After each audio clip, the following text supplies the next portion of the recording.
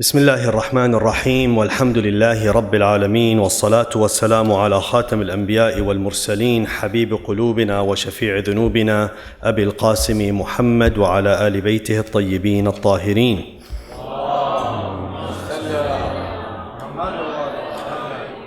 بسم الله الرحمن الرحيم رب اشرح لي صدري ويسر لي أمري واحلل عقدة من لساني يفقه قولي.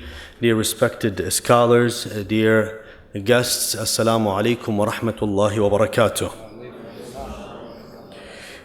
The Almighty Allah says in the Holy Quran, Bismillahir Rahmanir Rahim, Wal Asr, Innal Insana Lafi Khusr. Verily by time, man is in loss except those who establish good and enjoin الذين آمنوا إلا الذين آمنوا وتواصوا بالحق وتواصوا بالصبر, and enjoin with the truth and with patience.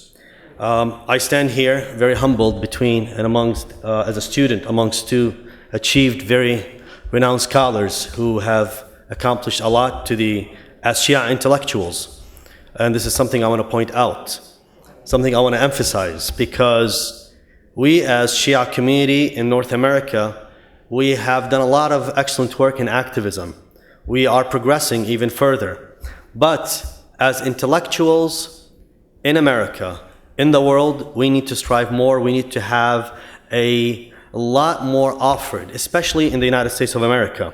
And I thank them on behalf of the Shia community for what they have done, what they have participated in trying to leave some kind of imprint in the think tank community, in the academia, on trying to explain our positions as Shia Muslims throughout their time. So for that, let us hear Allah salawat ala Muhammad wa ali Muhammad. And certainly here I stand as a student. I try to learn from what happened. Today I was asked to talk about the impact of the Arab Spring on the Shia in the world. But I want to add another point. Not only what the Arab Spring impacted the Shias, I want to add how the Shias impacted the Arab Spring. Before I detail the topic, and I'm going to briefly talk later on about the historical overview, but I want to explain something here. When we talk about Shiaism and we talk about Shia Muslims, Shiaism is a collection of ideas, principles, theological ideas and principles, and Shias are those who carry these principles. They try to portray it, manifest it in different ways. Now, when we look worldwide, globally, Shiaism can exist through Shias. You and I are in the United States of America. We carry the understanding and the principles of Shiaism.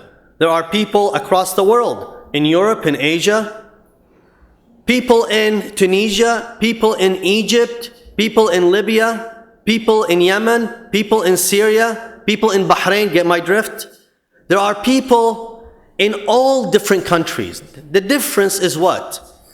When I approach myself as an individual, I take the ideas and the principles of Shiaism and then I carry them out in wherever I exist. I create culture, I create tradition, I create customs. I become part of that community that I exist within. I interact with individuals within that community. I interact with, today, my background, I was born in Iraq. But I am today an American. My background is Iraq, but I'm interacting with what? With Americans who are also from Pakistan, from India, from Iran, from Lebanon, from Iraq, from America, from different places. This interaction brings together a number of cultures, number of customs, number of traditions. We are not asked to leave our cultures, our heritage, our traditions aside. No, we're asked, when we look at what is in common amongst all of us, we also respect these rituals, customs, traditions that do not interfere with the basis of our principles. Now, if others have different principles, we ought to also respect that. That is part of our principles, respecting the other, and that's where we coexist together. This principle of coexistence is embedded in our principles of Shiaism, the global principles that all of us as Shias globally adhere to.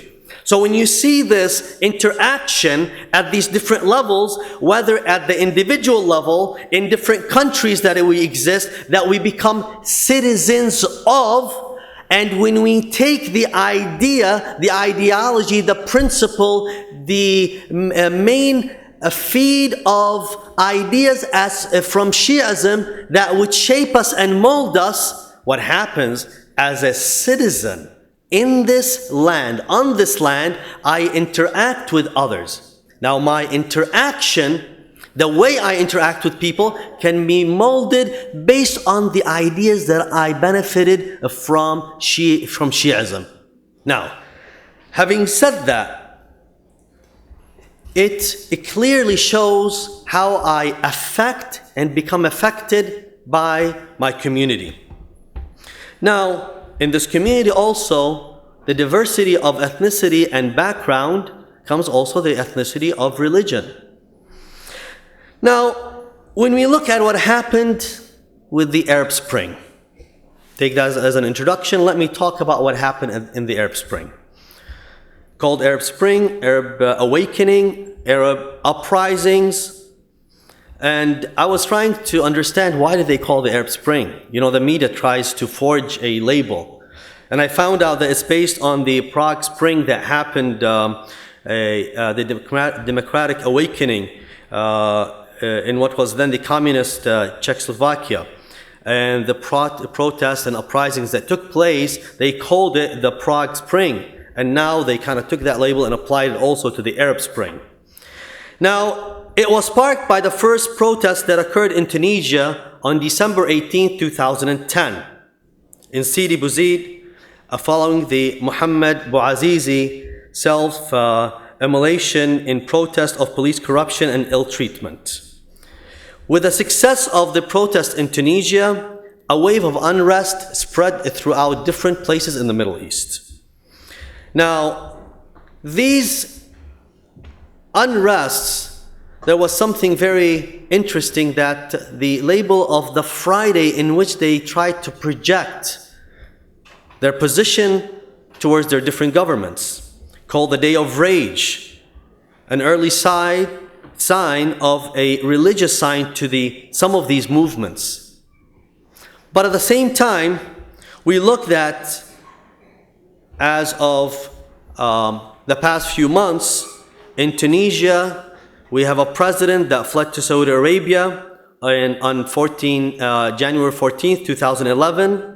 In Egypt, we have a president that resigned after days of protests, ending his 30-year presidency. In Libya, we have a leader, Muammar al-Gaddafi, was overthrown on August 23rd, 2011, after the National Transitional Council took control of his hometown, and he was killed on October 20th, 2011, in his hometown. The Yemeni president, Ali Abdullah Saleh, signed the GCC power transition deal, in which a presidential election was held, resulting in his successor, Abdurrab Mansour al-Hadi, formally replacing him as a president of Yemen on February 27, 2012, in exchange for immunity from prosecution. In addition, we see other different minor movements that took place. But besides all of this, we see movements that we don't hear much about in the media, like we heard about Egypt, Libya, about Yemen, and Tunisia. What happened to Bahrain? What is happening in Syria? Now, many different implications took place. The motive of the Arab Spring. First, people ask, what happened? Why did it happen? Some say it's because of dictatorship, absolute monarchy, a human rights violation, government corruption, economic decline, unemployment, extreme poverty, and a number of demographic structural factors, some, for example, call the Arab Spring actually the youthquake, because the youth are the ones who took things to the street and changed. Why did it happen also? Some say it's a result of what happened in different countries when they were protesting outside the Arab world. They learned from it and the Arab world started this movement. Regardless, we see that suddenly some part of the Arab world got awakened. And we see the movement taking place by the people. Now, something important we need to pay attention to, that these people that started moving, their culture before this movement was to be subservient to the ruler, to adhere to what the ruler says. At the end of the day, they needed this theological, religious understanding in the way they accepted the status quo. And as we see in the understanding of the Sunni text, that a lot of it accepted the sacred, the ruler that became the sacred at the time. The ruler that became Khalifatullah became not only surpassed being Khalifatu Rasulillah. See, at the beginning, they claimed he was representing the Prophet. He was coming after the Prophet Muhammad. But then at a later time, what the text developed it to be, Khalifatullah. This ruler that governed the masses is the representative of Allah Azza wa Jal directly. Making him the sacred. No one can touch him.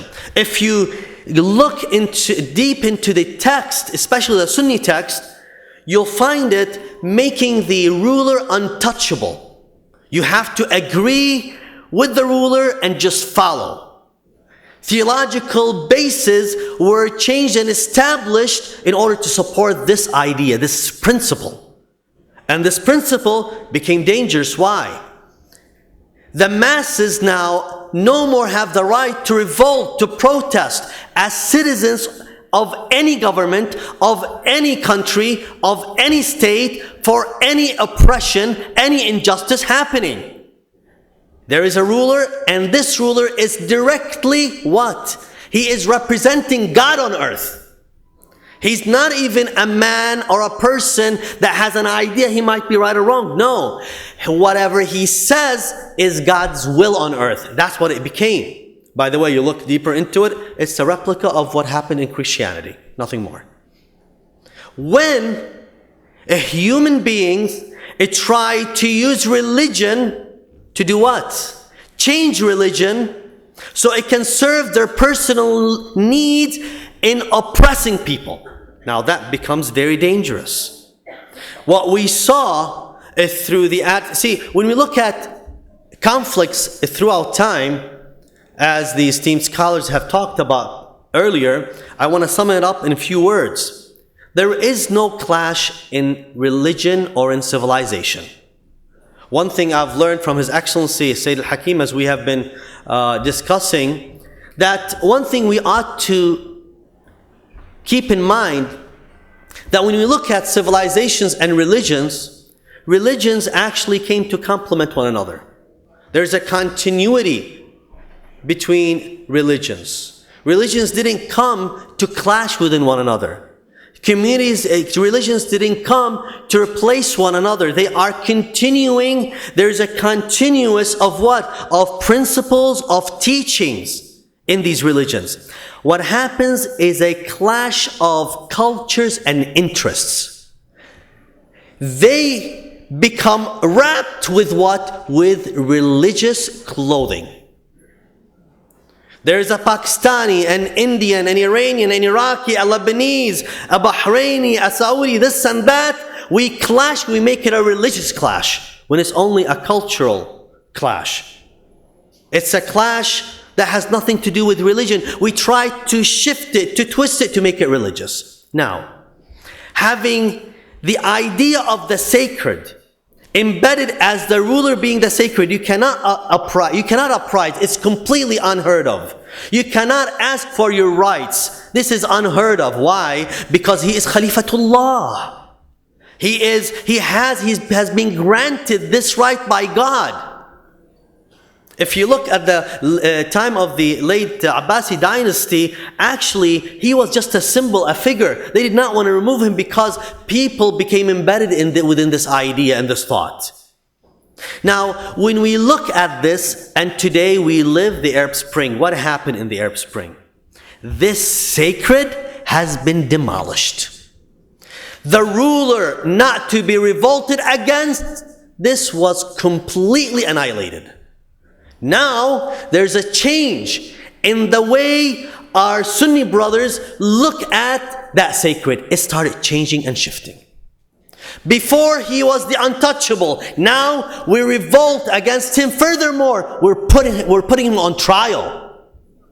Now, this point, dear brothers and sisters, this is the point where we say the Arab Spring was affected by Shiaism. Why? We never had a ruler called the sacred. The ruler, if an immaculate ma'soom, is a different issue. But a ruler who is fallible, there is no such thing as a sacred. I don't care who he is and what he is. He is fallible. He is another human being. Now, over time, you see the Shias, throughout time, they revolted, they had uprisings, they were punished, they were oppressed until today. You see the Arab Spring started spreading. Where did it stop? Right there in Bahrain. Why? Regional interests, conflicts. What is the problem in Bahrain? A conflict between two countries. Bahrainis are paying the price. That's what it is. There is no populist movement like the one in Bahrain. If we were truly after the principles, we would be the first in aiding the Bahraini people. But what is happening? It's not about principles, it's about what? Interests. And this is where we need to realize, did we as Shia Muslims benefit or were impacted by the Arab Spring? First of all, there's a problem with this question. Because we as Shia Muslims cannot be put all together in one basket.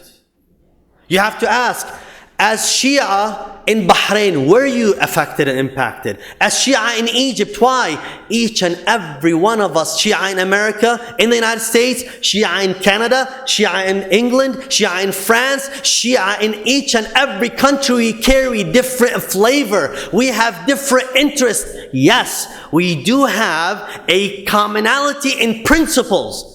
But our interest as citizens, where does it come from? It comes from the fact that we live in that country. And now we need to be extremely careful how to deal with this.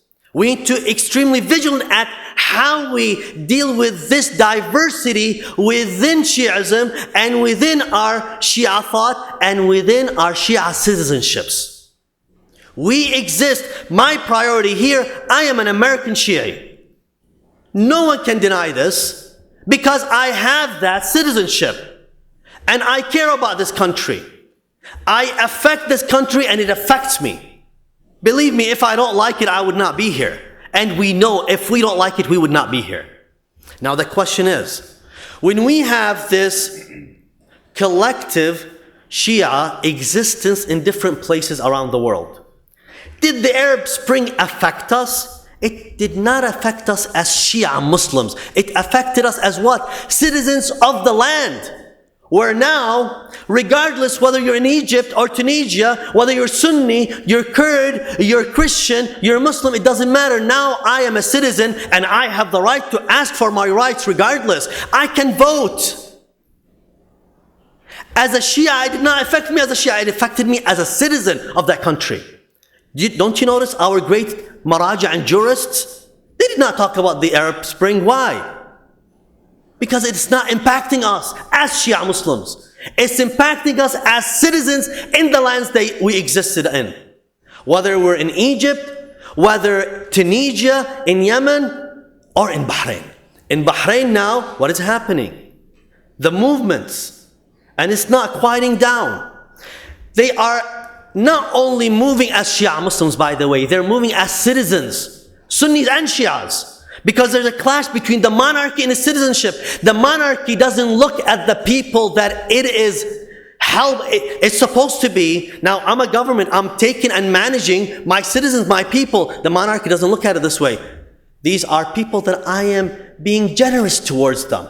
They don't have any rights. That's why Shia Muslims and Sunni Muslims in Bahrain are fighting today. They're not fighting because there's a religious issue. It is not a Sunni Shia fight. It happened that the majority of the citizens are Shia. What is happening?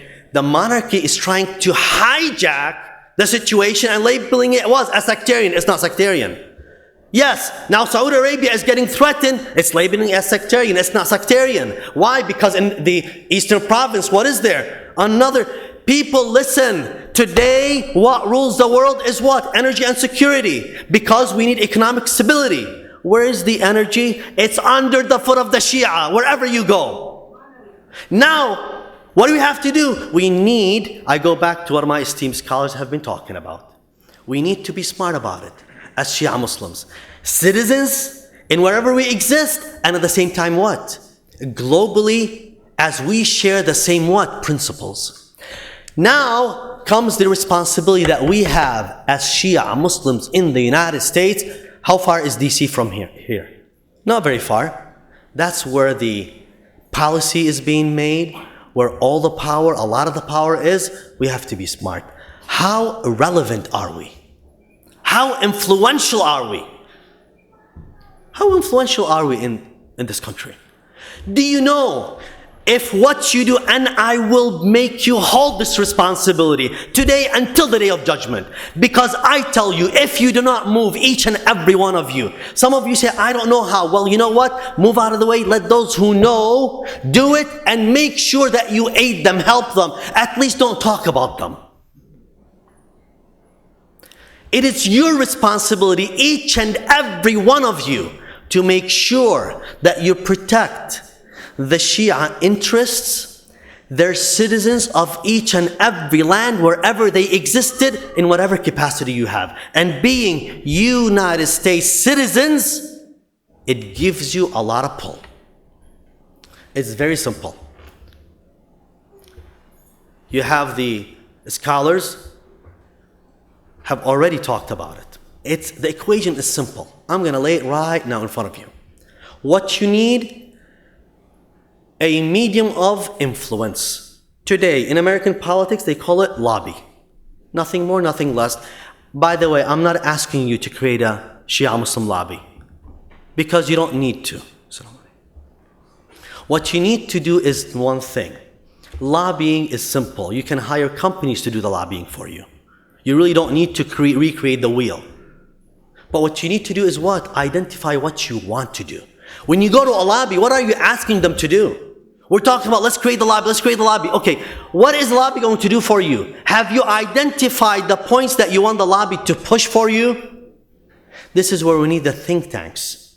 A first step. We need the people in academia to come together to think about strategically, where do we want to position ourselves as Shia Muslims? We need this strategic outlook globally and locally. Understand our positions as Shia Muslims. Today, dear brothers and sisters, do you understand the power and the might and the relevance and the influence we have as Shia Muslims? But you know the funny thing is what?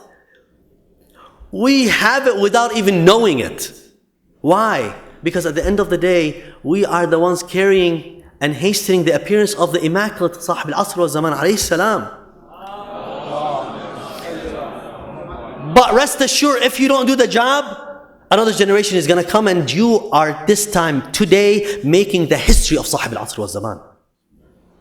Today, as we live, we are living at the time of Sahib al-Asr wa Zaman. I'm shifting now the way we look at things. Why? I'm looking at it from a historical perspective, as on the basis of theology. How? We have the Sahib al-Asr wa Zaman in occultation. He is responsible for us as Shia. And he's safeguarding us.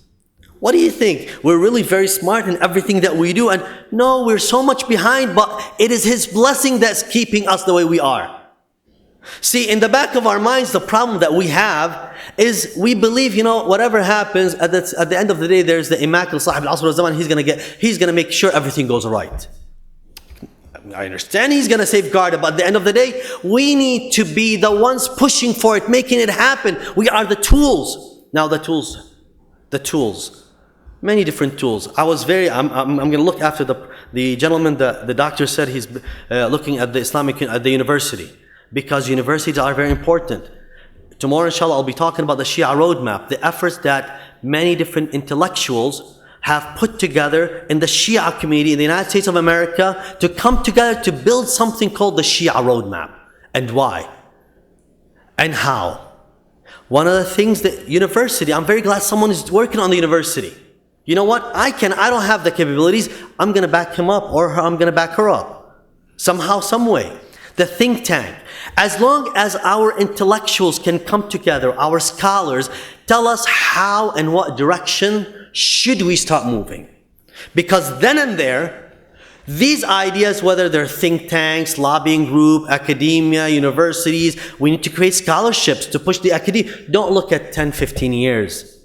Don't look at only what we can do today. If you have children, boys or girls, if you have young men and women going to universities, it is your responsibility to teach them what are they going to offer Shia Islam. How are you going to forge their minds? How are you going to mold it so when they grow up, I want to serve Shiaism? If I can produce the income to support, or can I be the engine to move forward? The mindset, how can I do it? We need political scientists, law degree holders, we need journalists, we need intellectuals, people. We need intellectuals to come together and sit down and respect each other's opinions and work together, come to an agreement, a common understanding that will push the destiny of Shia Islam.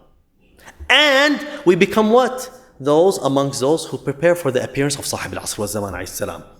Believe me, this is the way we're going to move forward. Insha'Allah, we will see further tomorrow in different lectures, as I read through, how Shia Islam thought affected different groups, different political groups, different groups in different countries, how it's affecting us, how it should shape us, and then how can we reap the fruits. So insha'Allah, every single year when we come to this conference, we can have a update of the progress that we have as Shia Muslims in the United States of America. I thank you very much for your time, and the last of our praise, Alhamdulillahi Rabbil Alameen, wa sallallahu ala rasulih Muhammad wa ala ali baytihi at-tayyibin at-tahirin.